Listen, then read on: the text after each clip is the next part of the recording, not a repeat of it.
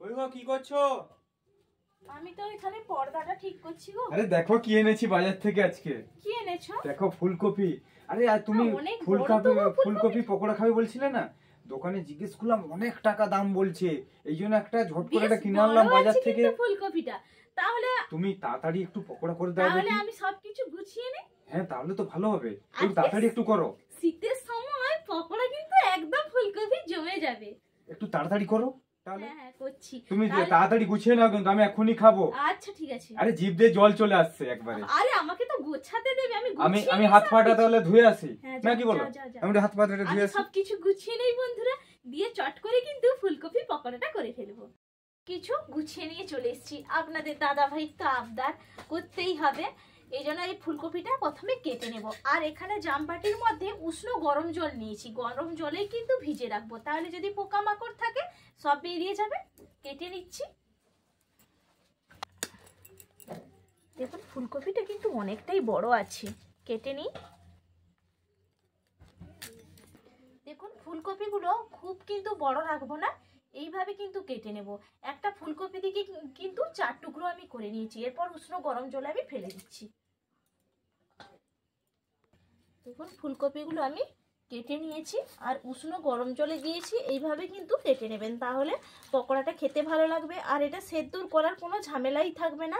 আমি আজকে সেদ্ধ করার ঝামেলাই ছাড়াই কিন্তু পকোড়াটা করব, খেতে অসম্ভব সুন্দর লাগে। দেখুন একটা থালা নিয়েছি, থালার মধ্যে আমি ফুলকপিগুলো নিয়ে নেব।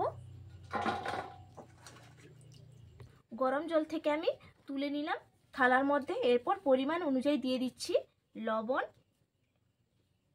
লবণটা আপনারা সঠিক পরিমাণে দেবেন, তাহলে খেতে ভালো লাগবে। এরপর এর মধ্যে দিয়ে দেব রসুন বাটা, আদা বাটা, আর এখানে মশলা নিয়েছি ধনে গুঁড়ি,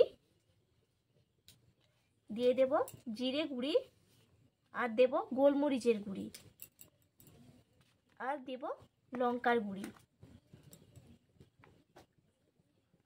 দিয়ে ভালো করে মাখিয়ে নেব। এরপর দিয়ে দিচ্ছি চাট মশলা। চাট মশলাটা কিন্তু অবশ্যই দেবেন, তাহলে খেতে ভালো লাগবে। চাট মশলা দিয়ে দিলাম। এরপর দিয়ে দেব হলুদের গুঁড়ি, পরিমাণ অনুযায়ী আমি দিয়ে দিচ্ছি, দিয়ে ভালো করে আবার মিশিয়ে নেব।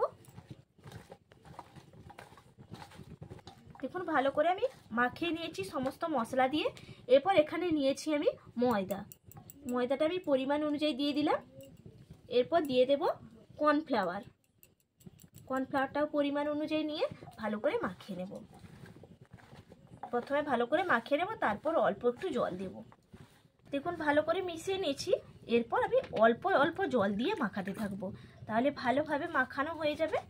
একসঙ্গে দিয়ে দেবো না, তাহলে পাতলা পাতলা হয়ে যাবে। আর আপনারা চাইলে এটা বেসন দিয়েও করতে পারেন, কিন্তু ময়দা কর্নফ্লাওয়ার দিয়ে করলে খেতে ভালো লাগবে। দেখুন কি সুন্দর ভালোভাবে মাখিয়ে নিয়েছি, আপনারা দেখেই বুঝতেই পারছেন যে কতটা সুন্দরভাবে মাখানো হয়েছে। এইভাবে কিন্তু মাখিয়ে নেবেন। এরপর চলে যাব উনুনটা ধরিয়ে নেব। দেখুন উনুনটা আমি ধরিয়ে নিয়েছি, এরপর আমি কড়াইটা চাপিয়ে দেব।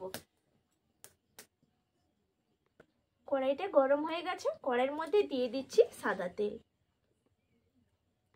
উষ্ণ উষ্ণ গরম হয়ে গেছে, গরম করে নিয়েছি। এরপর দিয়ে দিচ্ছি আমি ফুলকপিগুলো যে ম্যারিনেট করে রেখেছিলাম, দিয়ে দিচ্ছি। খুব একটা কিন্তু তেলটা গরম হয়ে যায়নি, উষ্ণ উষ্ণ কিন্তু গরম হয়েছে, এই অবস্থায় দিয়ে দেবেন। দেখুন পকোড়াগুলো ভাজার সময় আঁচটা হালকা রেখেছি, এরকম কিন্তু হালকা আঁচেই ভেজে নেবেন, দিলে ভালো হবে পকোড়াটা। কি গো তোমার কত বাকি? দেখুন আমার ভাজা হয়ে গেছে, আপনাদের দাদাবি সেখান থেকে বলে দিচ্ছে যে আর কতটা বাকি। দেখুন হয়ে এসছে, আর কয়েকটা ভাজলে কিন্তু হয়ে যাবে। আমার এগুলো ভাজা হয়ে গেছে, আমি তুলে নিচ্ছি। তাহলে তো আমার ভাগে একটা আসবে নাকি? হ্যাঁ যাবে তো অবশ্যই।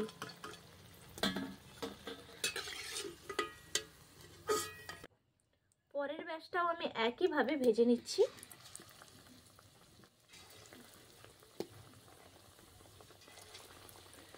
তোমার কাজ করতে করতে আমি আর ডিস্টার্ব করব না, তুমি একবারে ভেজে সারো, তারপরে আমি যাব না হলে খেতে। তুমি তো একটা খেয়ে নিলে, ভাজতে ভাজতে আপনার দাদা ভাই কিন্তু খেয়ে নিল, আবার এই পরের ব্যাচ ভাজছি। এখন ভেজে ছাড়ো, আমি লাস্টে খাবো। হোক, ঠিক আছে, তুমি কতগুলো খাও দেখা যাবে। আমি একটা খেয়েছি, জিভ দিয়ে জল এসে গেছে। তবু আরো আরো ভাজা দেখে আরো জিভ দিয়ে জল আসছে। তো যার জন্য আনলাম খাবে বলে, সে না খাক, আগে আমি খেয়ে নিয়েছি। আমার পকোড়াগুলো ভাজা হয়ে গেছে, আর দেখুন কতটা সুন্দর হয়েছে। প্রত্যেকটা পকোড়া কিন্তু অসাধারণ হয়েছে, আর দেখতেও কিন্তু দারুণ হয়েছে।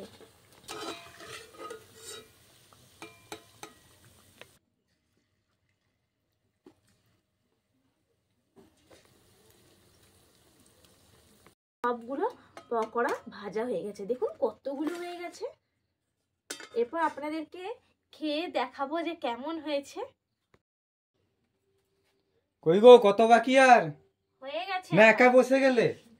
আরে না, আমি রেডি করে নিয়ে চলে আরে এসেছি। আমার জন্য আছে না নেই গো? আছে গো, এক থালা করে নিয়েছি। আরে আরে একবার দেখি, কত সুন্দর হয়েছে দেখো একবার। দেখেছো, একবার জিভ দিয়ে জল চলে আসছে। আগেও খেয়েছি তো, আবার আগে খেয়ে দিয়েছে, আবার এখন অনেকগুলো আছে। খেয়ে দেখো, আগে তুমি খাও তারপর আমি খাবো। আমি তো খাবো।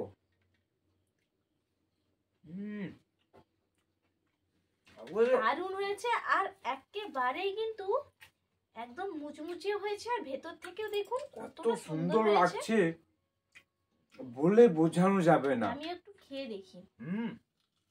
এই দেখো কেমন হয়েছে। দারুণ দারুণ দারুণ লাগছে। দোকান থেকে আনলে এত কিন্তু হতো না, বাড়িতে খুব সহজেই বানিয়ে নেওয়া যায়।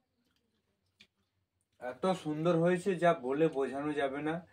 একবার বাড়িতে অবশ্যই ট্রাই করে দেখুন, সন্ধ্যের সময় পুরো একবার চায়ের সঙ্গে তো জমে যাবে। যদিও চা খাই না আমরা, সস দিয়েও কিন্তু দারুণ লাগছে। সঙ্গে দু রকমের সস আছে, ফাটাফাটি।